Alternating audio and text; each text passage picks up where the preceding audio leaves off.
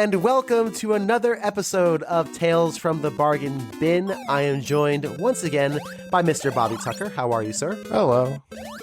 I'm well. Right. You asked me a question. I said hello. There was a question there, but that's fine. You know, you and I are both from New Jersey, and the thing about the New York metro area, very common way of saying hello to someone is how you doing or how are you? Right. And then the other person responds, yeah, how are you? How are you doing? Neither of us ever answer the question. We just, that's just our way of saying hello, and then we walk away. And we'll never know how the other one's doing. Ever, That's right. ever. Because we really didn't want to know in the first place. This is just a formality that acknowledges your existence to me as a person. Like, oh, I know you're here. Yeah, literally, it's literally, hey, how are you? Hey, how's it going? And then we never know. We never learn. And we go away. We never learn. We never grow. We're just sharing space. We're just sharing space. On this episode, we are talking about Mickey Mousecapade. It was released by Capcom, developed by Hudson Soft in 1987 for the NES. Yes. This is a strange one. We own this one, like all the titles in this series are.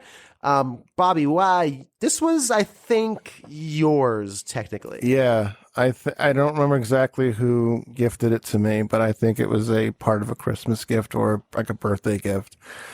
I think whoever it was said, well, I was fairly young gaming at the time. Like, this is good for a young person. Bobby likes Disney, which is not true. I liked Looney Tunes better, but never mind. I liked Bugs Bunny, not Mickey Mouse, but whatever. It was a good 50-50 try.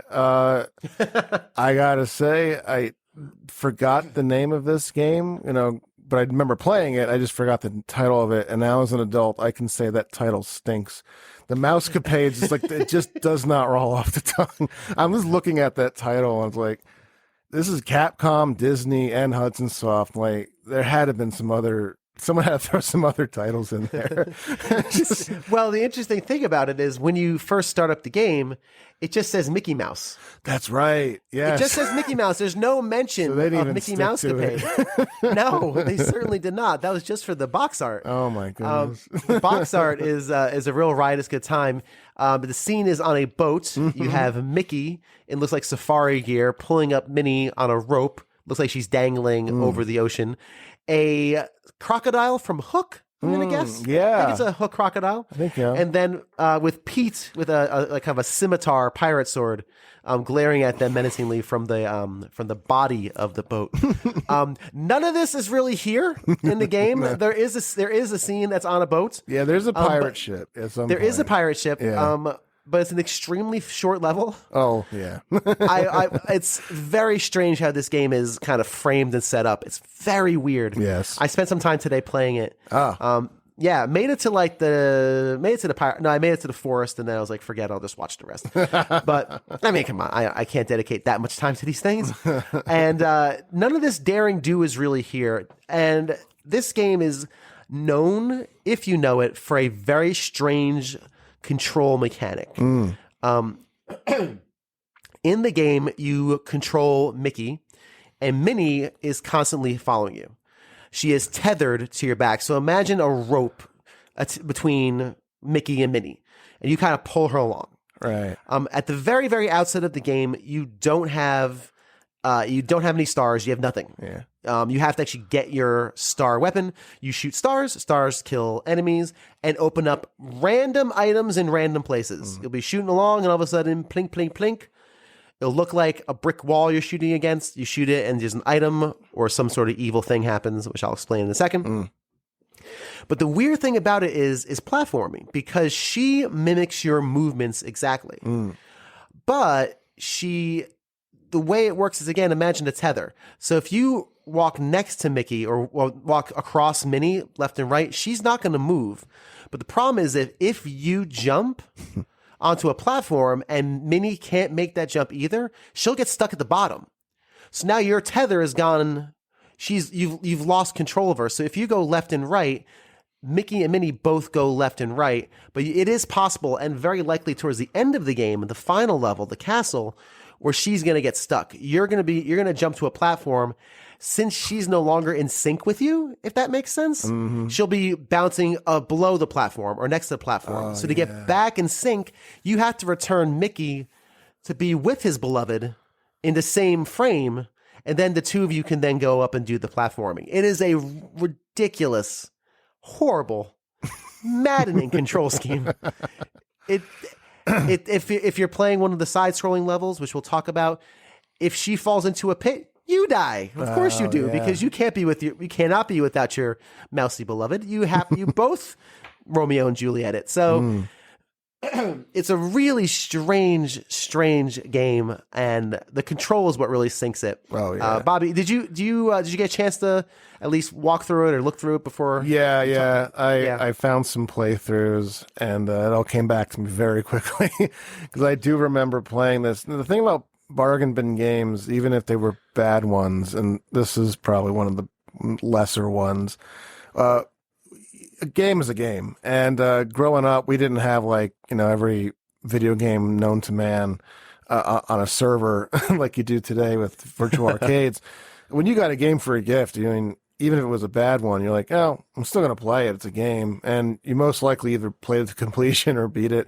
You even get used to the bad, tethering scheme that you were referring to. And so watching the game, I was like, oh yeah, I do remember playing this. And despite it not being great, I'd still pop it in just to kill some time, because the thing that I remember is a very easy game.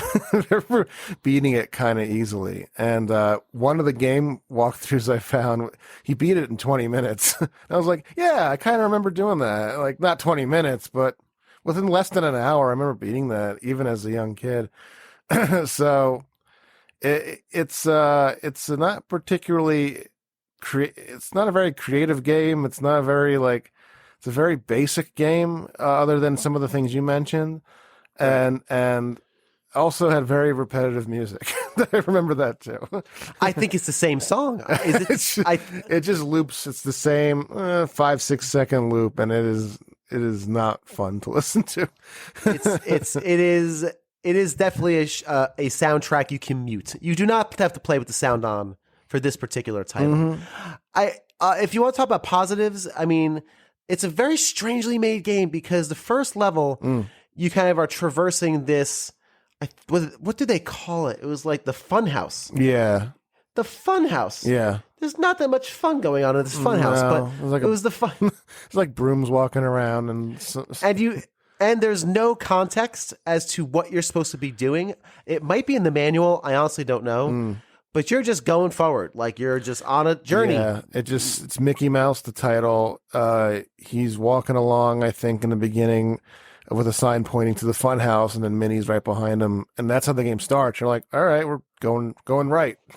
Yeah, basically. We are going right. So the first level, you have to find a key to open up the first door you see. And you have to you go through this kind of, I don't want to evoke the name of Masters, but like Metroid-ish kind of game thing where you're dodging, you're shooting, shooting jumping broomsticks, and you're shooting little cats, and along the way you're getting cake that refills your energy because you have an energy bar, and you're kind of going through this section to find a key to eventually go on to progress to the next level. So basically, you're just going through a series of doors that are kind of not maze-like, obviously, but they're just different doors in this very open initial area. Yeah, and you can go back to other areas, and it's kind of non-linear, but that's giving it too much credit. Sorry, I didn't want to evoke the name of geniuses, but no. It's got it's a little bit of Metroid vibe to it. There's a couple annoying things here. One of them is there's these dangling spiders. If you see the spider ahead of time, you can't kill it. It needs to start dropping down before you can. Yeah. Extraordinarily annoying. There's a couple of mini bosses here that you have to take out in order to get the key. The most annoying thing that can happen to you is in certain sections. One of the big conceits of this are hidden items or hidden treasures or hidden things. So, for example, you're walking along, you start shooting the picture the picture frame will start stopping your star shots, like blink, blink, blink, blink. It's basically saying, oh, there's something here. Shoot me a bunch of times. Yeah. And usually it's like a diamond, which is more points, or a bee comes out, gives you invincibility. Yeah. Pretty neat. Yeah. And they happen kind of randomly. And there's one section where if you shoot at the space, wherever it is, a bird comes and steals Minnie. Right. And then you have to go rescue her in statues, right? You have to rescue her in statues. And how you do that is you get out of that room, go back in, find the plink, plink, plink, plink. It's randomized. All your enemies are back. Yeah. Every time you leave a room and come back, your enemies respawn. Oh, man. Sucks. It's so monotonous. It's so monotonous. You get a red key. The red key then takes you to a room with 4 statues, and you just got to guess which one it is. Just guess. If you're wrong, you go to the top, you find the plink, plink, plink, plink again, do it again. The good news is, I think, because the first time I ran into this today, I must have done that 9 times. Yeah. And then I realized, I think, because I was doing like you do on a quiz, I was just picking C, like I was picking the middle one. I'm like, eventually it's got to be C. I don't think it's randomized. I think it's the same. So you can do a maximum of 4 times and you'll find Minnie and to be able to progress. Minnie also has a star shot. So if you upgrade her, which you kind of have to do, she'll shoot a star, 1 star for every 2. Yeah, it's helpful. Yeah. It is helpful. There are some neat things I saw in that playthrough. I think we watched the same one, where for one of the enemies, you kind of put Minnie on you kind of position it so Minnie is on a ladder, and then she'll just shoot because she can't take damage. So you just let Minnie shoot at the boss. All the knives and stuff are going through her, and she'll just take them out for you. Yeah. Because some of the patterns that it presents you with platforming or enemies or projectiles are ridiculous. Like, no one tested this out. Like, there's no way I'm defeating this. Yeah. Sucks. The game then goes to a side scrolling for level 2, which is Ocean, I think, or Seaside or something like that. Yeah, I don't remember. Yeah, I did this today. I should, it's funny. I say for the show, I should take some notes. I'm like, it's freaking Mickey Mousecapade. What am I taking notes for? Got better things to do with my time in life. Not researching this. Researching this. I'm going to play it for 10 minutes and make fun of it and hopefully get some content out of it. The Ocean is your second stop. It's extremely short, side-scrolling mission. Exceedingly, like 30 seconds. Yeah. It's baffling. The Woods is the third section. The Woods is weird because in order to progress, there's 5 stages of the Woods. In order to progress, you have to take these tunnels that are in trees, but you don't know which one goes where. You don't know which one. So you go with the first one. You're now in like the fall-looking tunnel. You take the first one. You're back at the beginning.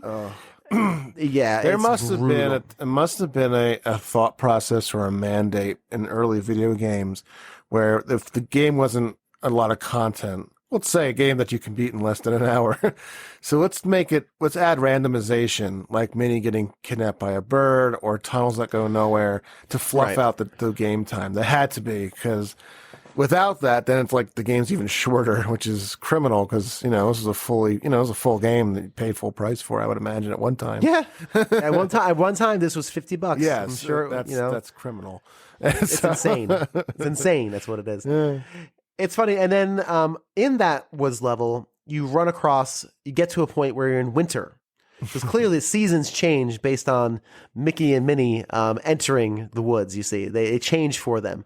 So you go to there are a number of different tree holes, and there's not a lot per level, and they scroll. So if you keep going right and not go into anything, you just start back at the beginning of the woods. You kind of Zelda it a little bit. You kind of go back to the beginning. But if you try those, the ones that are there, none of them take you where you need to go. It's hidden. You need to just shoot randomly and hear the plink, plink, plink, plink, plink next to a tree. And then the hole appears that you need. And the next 2 levels are just like that. Yeah. The final one's a flower level, which is very trippy. And that one that's when the game is like, all right, gamer, you better have learned a thing or two. We're about to hit the fan. The holes open up in front of you. There's projectiles. And it's just turns into a gauntlet. So that's what that happens in the woods. Oh man, what else happens? Then after that is the pirate ship. That's the final level, right? Is the pirate? No, the pirate ship is the fourth level. Oh, right. I mean, yeah, the pirate ship's the and then fourth level. The boss is Pete. So Yes. So it gives credence to the cover. yeah. It gives credence to that. And the crocodile is is an enemy in this as well. Oh, okay. So that the fifth level again it's extremely short. Like it's again excuse me. It's extremely short. It'll take you 30 seconds to get up to where Pete is with no restriction really. And then the final is the castle.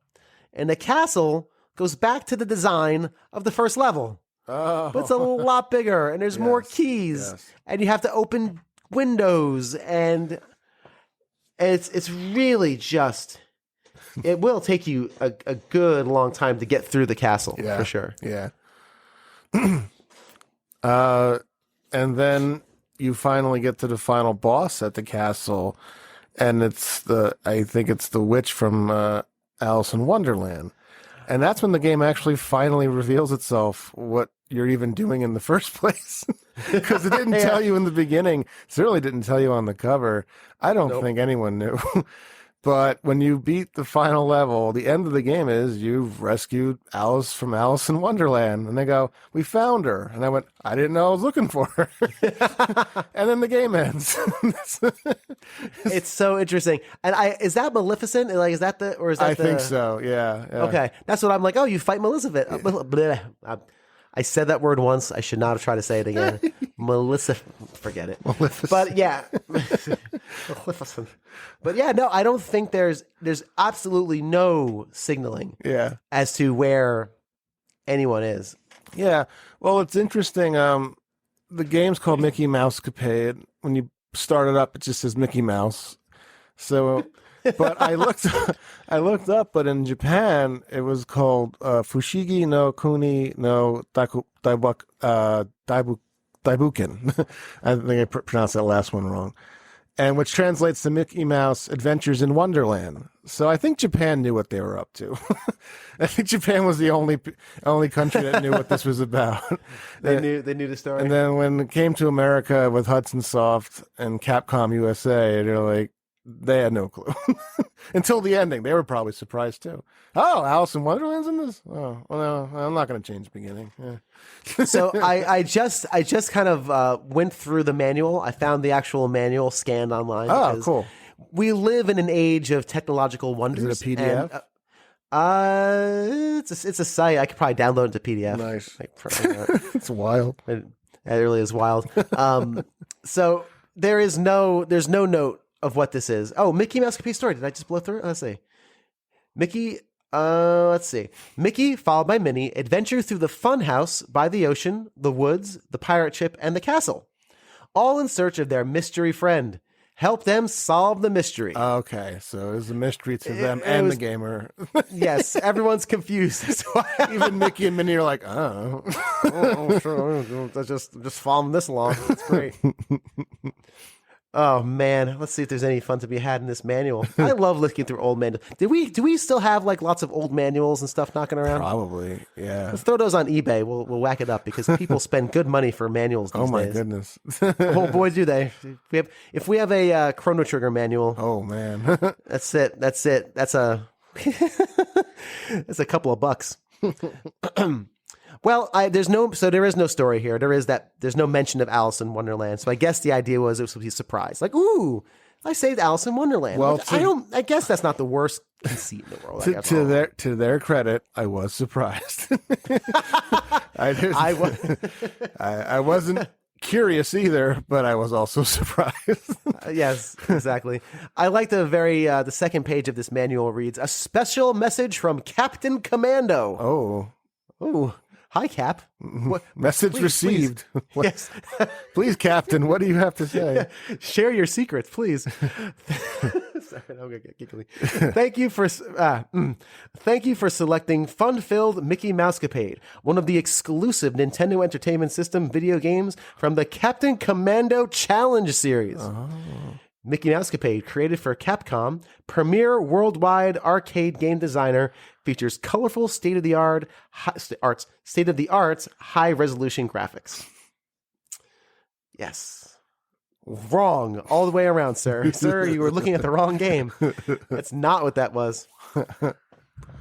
No, they're probably fans of this game. I'd imagine, some people just like anything with Disney in it. That's fine. And you're right. I will caveat this with saying, obviously, this is our personal opinions. Yeah. If you enjoy this game, do not let me steal your joy. Don't let me steal your joy. That's fine. Yeah. I found this game tedious and boring. It's very tedious and very boring. But like I said, it was perfect to like. If I had an hour to kill before I'm going out to eat with family or something, I'm like, I can just pop this in and beat it very quickly. There are 50 other games I would consider before popping this into anything. Yeah. However, I will say this though, the mechanic of Minnie being tethered to Mickey, unless she misses a jump you made, and now you're just irrevocably just stuck. You're stuck. It's annoying. The worst. It's the worst. If this was a 2-player co-op game, now you got something. Yeah. Now you got something. Maybe you build the puzzles around having 2 players. One player maybe hits select and you switch off between the two, to do some unlocking puzzles, and maybe, I don't know. I mean, listen, I'm not a game designer, but I'm saying there's some potential with that idea. I can see a 2-player co-op mode with that. That'd be fun. That'd be pretty neat. And the graphics are okay; they're pleasant enough, and the sprites are nice and big on the enemies and the bosses. So that's fine. Yeah. Nice and big and colorful. There's, if you're giving a game to a kid who's 7, this was again 1987. I think this was released. So I figure you probably got it when you were 8. Yeah. Though actually, I was 8. So you must have received this late, because 87, I was 7. You were. Yeah. This was much later, and from a bargain bin.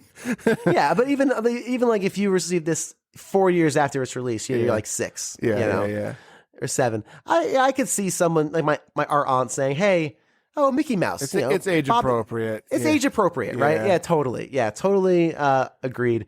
But I think there's too many flaws in here to give it my recommendation. You gotta imagine, like, before this game, like, I was already playing, like Rad Racer and Marble Madness, games that Mario 3, I was playing good games. So to pop this in, this is no Mario 3.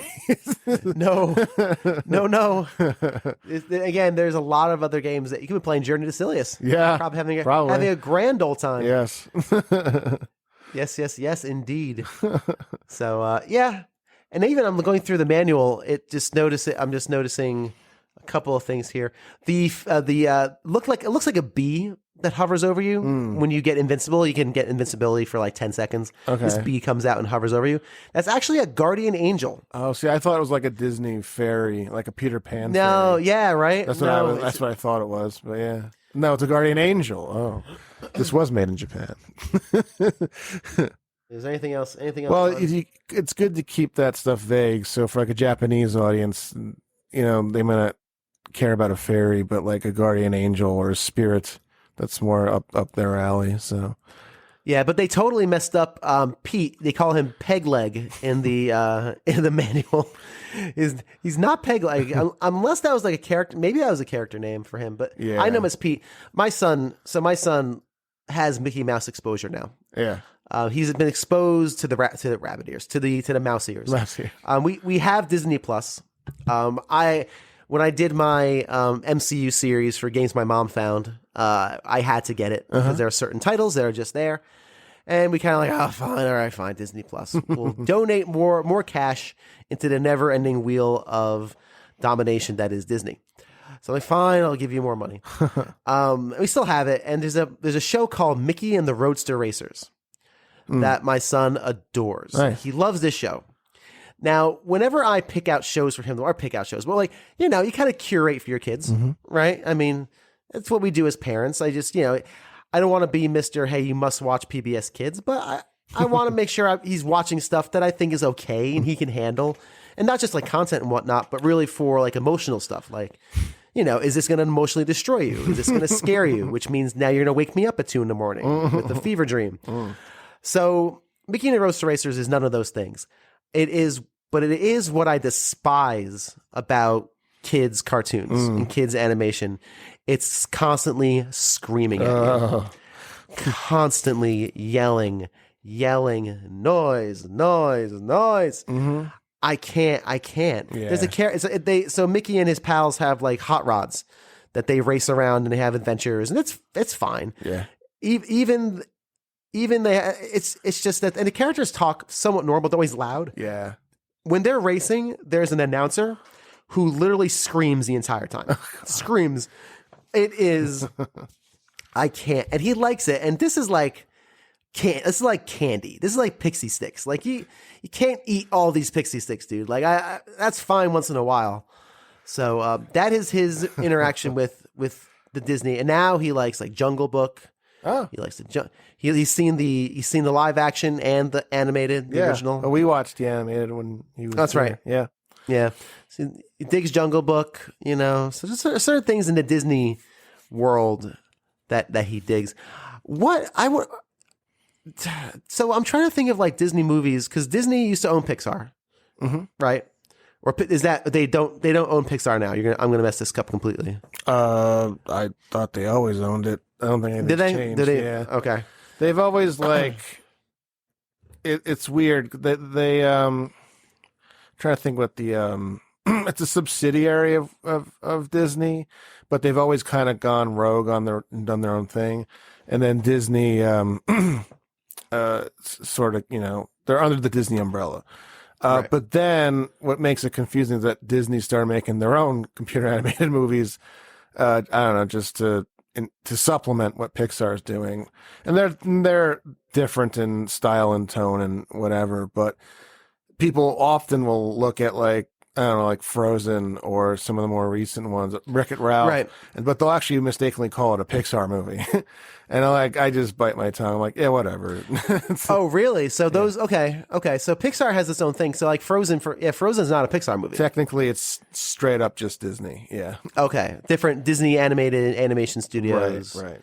And Pixar is a subsidiary, but they're really kind of rogue and do their own thing. And they're more the prestige. Like, I guess it's sort of like Disney makes their own animated films, and then Pixar is sort of like the Criterion Collection, but also under Disney.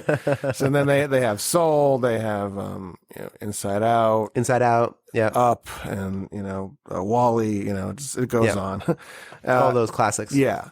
And then, Pixar has some of its lighter offerings, but they're the more prestige. Yeah, whatever. well, the Cars, the Cars series is all Pixar. Yeah, that's true. Yeah, all Cars, and he loves the Cars series. Is into that. Yep. I'm trying to think back to like old Disney though, like the old days. Pre Pixar.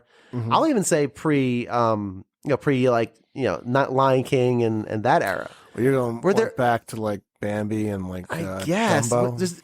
Is there any of them I'd want to watch now? Like, I don't want to watch Dumbo. What do I watch Dumbo for? Well, I mean, I enjoyed the Jungle Book when I watched it. Oh yeah, Dumbo was fine. I like the elephants; they're really cute. Yeah, yeah. The British elephants. Oh, also yes. Yeah, man. There's a part of me that kind of wants to watch Bambi because I really didn't like it as a kid, and I wonder if I like it better now.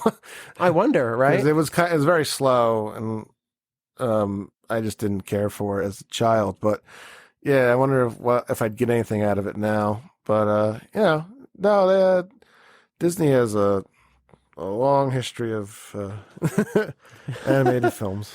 Yeah, they sure do. Yeah, like why would you want to watch Snow White? Like I don't know. Really? Cinderella? Oh. As an adult, not really. Yeah, right? Not really. Maybe the scene with the dwarves, but I don't know. Maybe. I don't know. People out there are probably screaming like, they're amazing classics. Oh, it's like, please. Yeah. You're allowed. You're allowed to love the fact that you enjoy it. That's awesome. Very cool. But I don't know if I watch it. Even as a kid and even as an adult, I never really liked the Mickey Mouse cartoons all that much. No. They always, and that's why I always responded better to Merry Melodies and Warner Brothers stuff. They were more, as an adult, I realized how like anti-Disney they were. Yeah. because Mickey Mouse just never found funny. It was very, kind of clean and kind of just boring to me. Yeah. The humor is more appealing with Bugs and Daffy and all that. Yeah.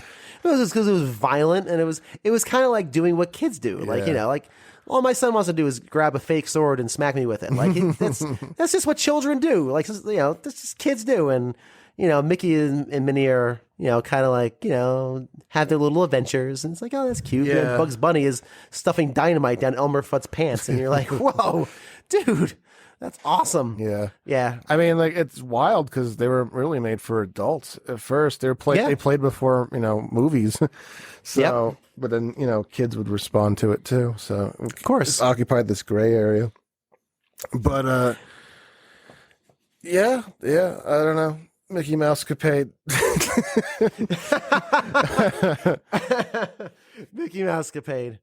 It's literally a game I forgot we even had until I brought it up, and I had to look it up and went, oh yeah, I did play this. Yeah. Of course we beat it because it's a game we own. This, of course. I don't know if we've made it 30 minutes, but we will. So let's just take it to the ultimate question for today. Are you putting it back in the bin, or are you taking it home? Put it right back in the bin. That's it. Stuff it down to the bottom. Give some other games some air. No, I have very little to recommend, or it's so weird because Capcom and Hudson Soft, like they make good stuff. Oh yeah, it's Capcom. Yeah, and even Disney has some great games up its sleeve too. And it just, I don't know. I don't know if this game was considered a big deal at the time or if people were excited for it, but it really is just like a non-game. just kind of exists. I mean, it doesn't say anywhere in my readings, but I almost wondered if this was like an asset flip kind of game where they had something else and they just slapped Mickey Mouse and Minnie Mouse on the sprites, and because nothing else really here other than the bosses have anything to do with Mickey Mouse or Minnie Mouse. It was supposed to be an Alice in Wonderland game. And they just snuck Mickey and Minnie in there somehow. Yeah, I wonder. It makes as much sense as anything else. I don't know. All I know is that IGN rated it the 86th greatest NES game of all time. So that must be a mistake. It has to be. It has to be a falsehood. It's on Wikipedia, so it must be true. It must be accurate. Was it an ironic list or was it an April Fool's list? Let's take a look. No, for reals, IGN.com. It's all broken website and all, but oh, nice. Jeremy Dunham. I should find him on Twitter and say, "Excuse me, sir. Back in, I don't know, 100 years ago, you said that Mickey Mousecapade was the 86th best NES game to ever be released. Can you just expand upon that a little bit?" Probably can't. I'm sure you can't. You're like, what? Who are you and how did you get my number? Basically.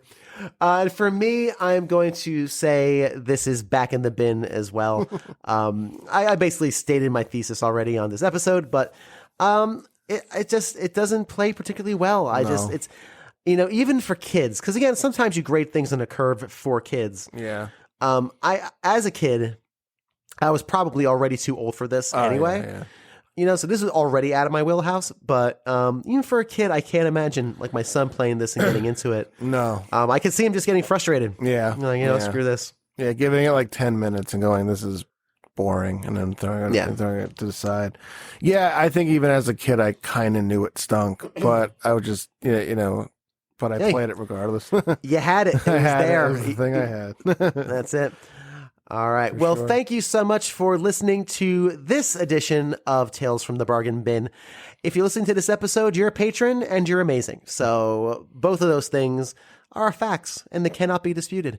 If you haven't done so already, a rating and a review of the main show, A Gamer Looks at 40, on Apple Podcasts or wherever you get your favorite podcast from, or in our case, maybe your 9th favorite podcast. Who knows?